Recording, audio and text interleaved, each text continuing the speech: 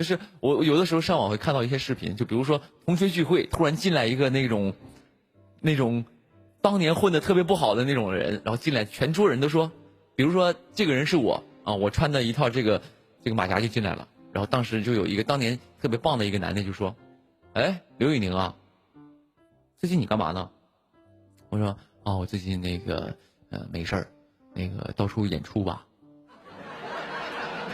然后旁边有个女的就应该说了，嗨，你看我们张总啊，现在手底下员工200多人，每天呢他那个什么公司流水都是几十万，你怎么跟我们张总比？你有看到那种视频啊？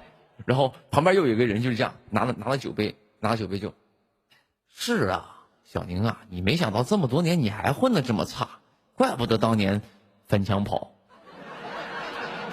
啊，有这种的是吧？然后最后旁边一定有一个人说，哎，我们都是老同学，我们能不能别这么说刘宇宁了？然后呢，这个时候我就应该站起来了。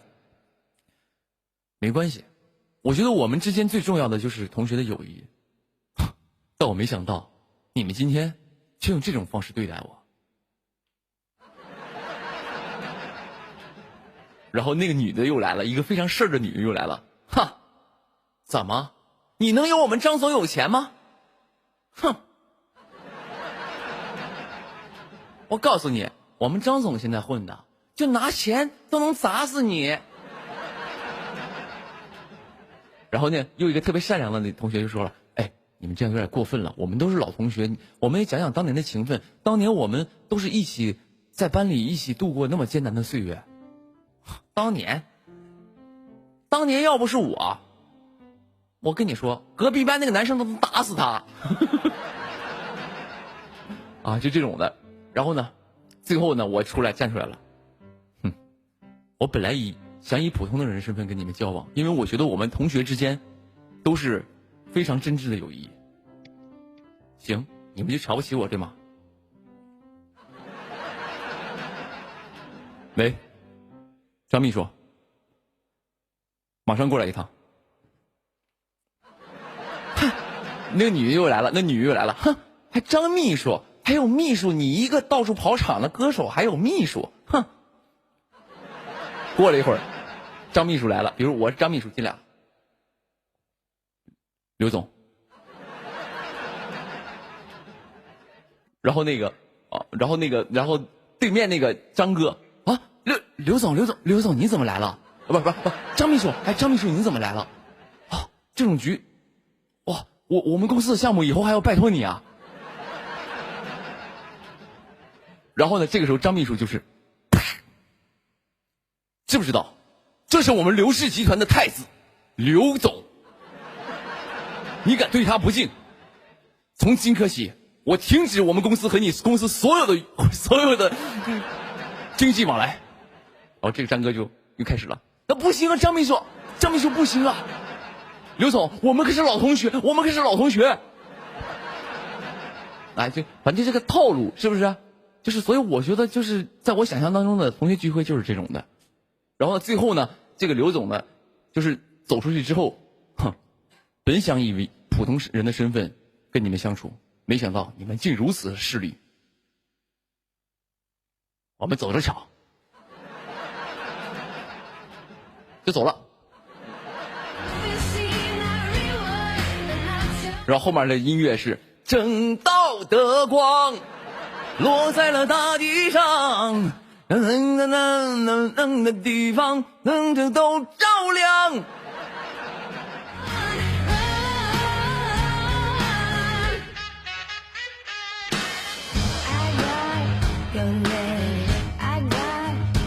多完整，从头到尾，还有片尾曲。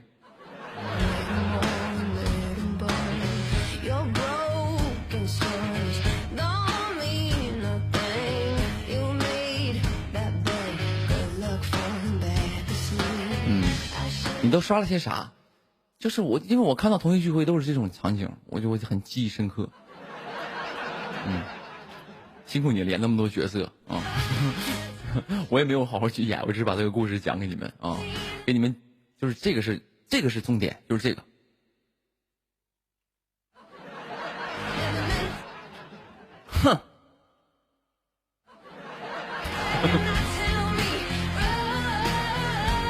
就是把嘴摆成一个耐克的形状。哼。续集开始，续集没有续集啊。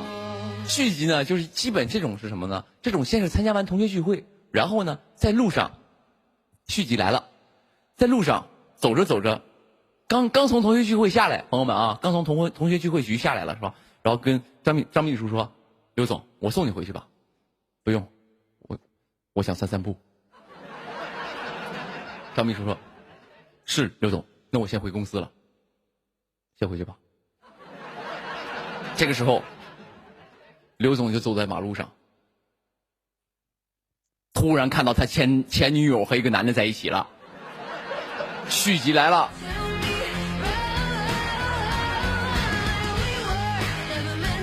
这个时候，这个女的，这个男的，刘总先看到他的这个前女友，看到他，哎，是你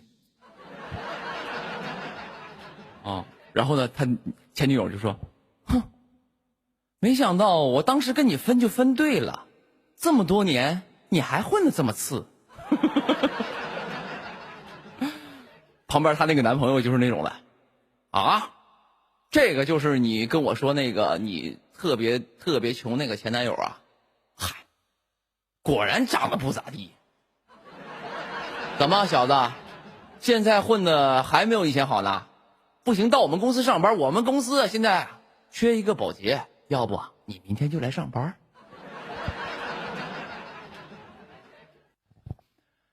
然后呢，他这个前女友就开始了，因为这场戏主要的主角是这俩人。其实作为这个男一呢，不用太多表情，他就是听了就完事了。这个时候，这个女的就说了：“嗨，老公，不要，他像他这种人啊，他人品不行，到你们公司当保洁员都得偷你的拖布。”行，我跟你说，我真的当初瞎了眼了，跟了你。我要跟我男朋友马上要去夏威夷旅游了，你看你现在穿的用的，一看就还没当年混得好。然后这个时候刘总该说话了，因为他俩说了够多了。刘总说了：“没想到你是这么势利的女人。当时我跟你分开，我只是因为我觉得我们性格不合，所以你现在跟他踏实吗？你觉得他比我优秀对吗？”这个时候这个小伙受不了了。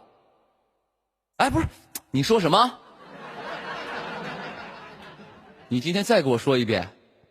就你这样，我告诉你，要身家没身家，要背景没背景，我打你都白打。这个时候呢，刘总该摆出他的经典造型了。哼，刘总你别走，你等我打个电话。这个男的就开始打电话报警啊，打电话，你要报警吗？我就不走，我看看你今天能叫谁来。别怕啊。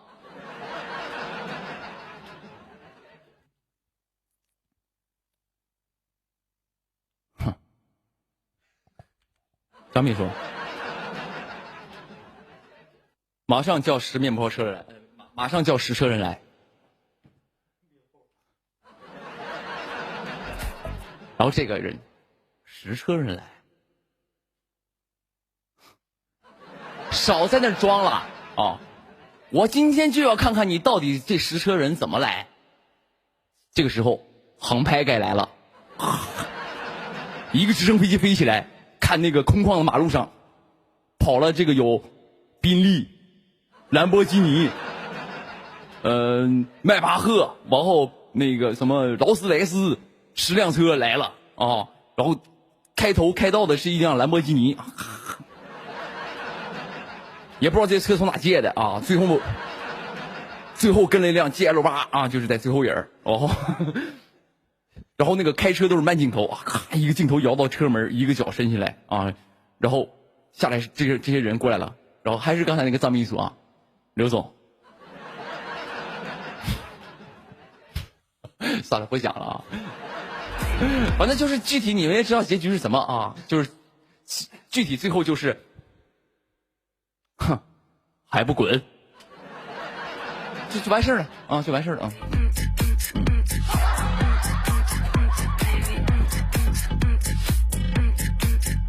我这人有个爱好嘛，就喜欢强迫自己。我身边所有的人，无论谁，没有人能强迫得到我，但只有我自己能强迫我自己。我就跟自己说，我说刘玉宁啊，你所现在承受的这一切都是作为一个演员最基本的一个素质，不要觉得累，真的不要觉得累。你现在所做的这一切都是你作为一个演员，你想干这一行，你就最基本的要承受的东西，否则你永远成不了大器。回来之后，其实我特别累了，今天我浑身冰凉的回来了，啊，整个人状态也不好，就脑袋已经就没有什么精力了，没有精气神了。后来坐在这儿，我就泡了个脚啊，拿那个热水泡了个脚，稍微缓了一下，把脚给缓过来了。我想了一下，我还有一群朋友在等着我呢。真的，那我要不开播啊？然后我就给大飞哥打电话，他不接啊，因为什么呢？因为大飞哥今天也跟我拍了将近1天，他和周哥他俩在那个剧里演我手下，在这个剧里站位也是这样，我站在前面，大飞站左面，阿图在右面一样。等你看到剧中那个景象，你会觉得哎，直播了。你大飞哥也非常冷啊，非常冷，这回来冻坏了，睡着了啊，睡着我一敲门给你叫起来过来直播，跑了你了，闹呢。阿卓倒还好，阿卓毕竟回民嘛，总吃牛肉，体格在那。大飞哥今天就当了1天群演。他还属于群演里边比较高级的，因为毕竟呢，他有朋友在这个组里演男2号，还能稍微有那么一些许的照顾啊。然后他俩演我手下，那天是怎么呢？有一场戏是我们几个人，我带着一批手下进到一个这个场所里边，进去一顿开枪，一顿开枪，就进去咣咣一顿开枪，就是把里边人全部杀掉啊。然后呢，我就帅帅的走出来。前一天呢，就联系大飞阿卓，说明天有你俩戏啊。因为他俩演我手下嘛，我一般出什么任务一定要带着他俩，但他俩画面不是特别多啊，在这个剧里。然后呢，我说明天咱们要拍枪战呢。他说哇塞，开枪战，我太厉害了吧？他说那我们能开枪吗？因为剧组你会看到那个拍的那个影视里，其实那个剧组里边那个枪，其实呢就是那个枪是可以发射的，可以打的，大家都是空包弹，就只有响没有那个弹头嘛，就砰砰特别响，特别响。就你要没开过枪，你那一声你直接耳朵就鸣了。然后他说我们能开枪吗？我说你是我手下，我不开枪，你们进去肯定要开枪啊！哇塞，兴奋的大飞哥一宿没睡着啊！哇塞，我要拍枪战戏，我开枪了，我太棒了，我的天哪！然后呢，第二天到了现场，我一共几个手下呢？1、2、3、4、5、6、7、8、9、10，加我11个人啊，其他8个人都有枪，他俩拿2个塑料玩具枪，啊，拿2个塑料玩具枪。到了之后，就我眼睛，大飞哥就是不开心。兄弟们，你不说开枪吗？为什么我和阿卓我俩是拿2个塑料的？我说你可能，我也不太知道啊。我说可能是怕你俩不会，先让他们用，然后你们一会儿可能会让你们用啊。就是那个他们开的时候，然后呢，过了一会儿，第一镜拍了嘛，一进门哐哐哐哐，前面一顿开枪，特别响啊，像放鞭炮似的都有。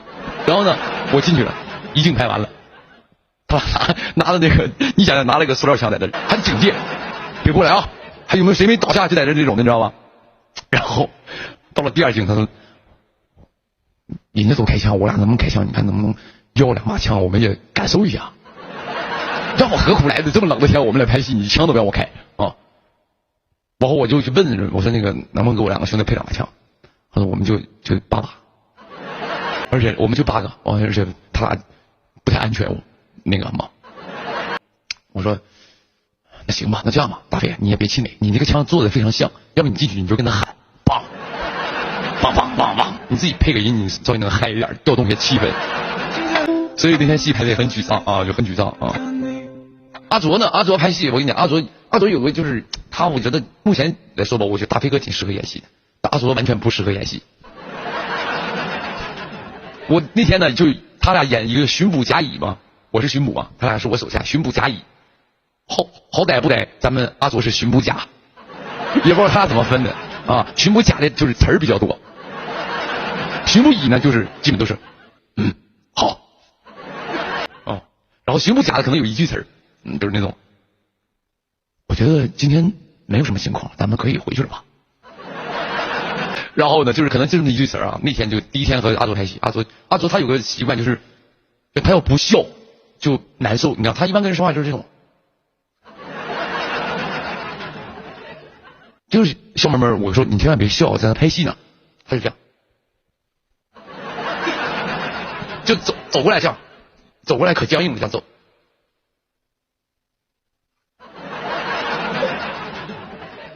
今天外边没有什么情况，峰哥，要不咱们收了吧？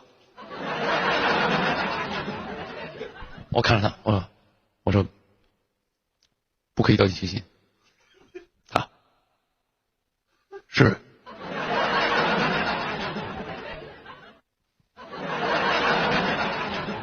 我跟你讲，我现在我拿有机会在生日会上，我给你就站着给你模仿一下。我现在坐的你看不到他那个动态，峰哥。然后呢，今天也在大飞哥也特别惨，因为他俩是我巡捕甲乙。然后呢，今天我是给了个纸条，我兜了个纸条，我给到巡捕甲，给到阿卓，我说照着这个地址去把那批货收了。是，他走了。从中午开始没有他戏了，他就在棚里坐着，大飞在后面当了一下午背景，拿个塑料枪就一下午啊，一排他就在后面，别动啊，动打死你！一下午，然后在后面当背景，但是那个背景惨在哪你知道吗？他背景都是虚化的，他背景基本都是虚化，因为给我特写只能带到他，他站在我旁边吧，只能带到他，但是他这脸是看不清的。只能看清我的脸，再下午还有下午，我说你冷不冷？他说从来没这么冷过，是吧？心里太冷了。我当了一下午背景，我的妈呀！人家群演还给钱，我这纯是不给钱来的。你说能看清脸也就罢了，脸都看不清。结果阿卓这不先走了吗？阿卓先回去了，休息了，拿着纸条去找那批货去了啊！我的妈呀！那个什么，大飞哥昨天跟我聊嘛，他说小平啊。我感觉其实真有点累，在我爱上演戏了。我说你演了吗？